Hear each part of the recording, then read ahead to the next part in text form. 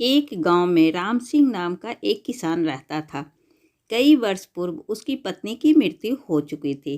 पत्नी की मृत्यु के बाद खाना बनाने और अन्य घरेलू कार्यों में उसे कठिनाई उत्पन्न होने लगी। इसलिए उसने एक नौकरानी रख ली जिसका नाम भानुमति था। भानुमति घरेलू कार्य में दक्ष थी। साफ सफाई हो, जानवरों की देखभाल हो, खाना बनाना हो या कपड़े धोना हो, वह सारे काम बहुत अच्छे से किया करती थी। उसमें एक कमी यह थी कि वह बहुत चटोरी किस्म की स्त्री थी। वह जब तब घर की खाने पीने की चीज़ें चटकर जाया करती थी। शुरुआत में तो राम सिंह ने इस ओर ध्यान नहीं दिया, किंतु जब उसने देखा कि घर से खाने पीने की चीज़ें गायब हो रही है तो उसे भानुमति पर संदेह हुआ। उसने उसकी निगरानी की तो उसका संदेह सही साबित हुआ। उसने भानुमति को चिताया, किंतु भानुमति का अपनी चटोरी जुबान पर नियंत्रण ही नहीं था। खाने की महक आते ही वह खाने पर टूट पड़ती। तंग आकर एक दिन राम सिंह ने उसे बुलाया और अंतिम चेतावनी देते हुए कहा, भानुमति, अब तुम खाने पीने की चीज़ों पर हाथ साफ करती हुई पकड़ी गई तो नौकरी से हाथ धो बैठोगी। चेतावनी मिलने के बाद से भानुमति संभल कर रहने लगी। कुछ दिनों तक राम सिंह को किसी प्रकार की कोई शिकायत नहीं हुई। उसे लगा कि भानुमति सुधर गई है। एक दिन वह बाजार से बहुत ही रसीले जहांगीर आम खरीद कर लाया। उस शाम उसका एक मित्र घर आने वाला था। शाम को उसने भानुमति को आम देते हुए कहा, भानुमति, लो ये आम, इसके छिलके उतार कर काट दो। जब मेरा दोस्त आएगा तो हम दोनों मिलकर इसे खाएंगे। भानुमति ने आम ले लिया और चाकू निकालकर आम काटने लगी।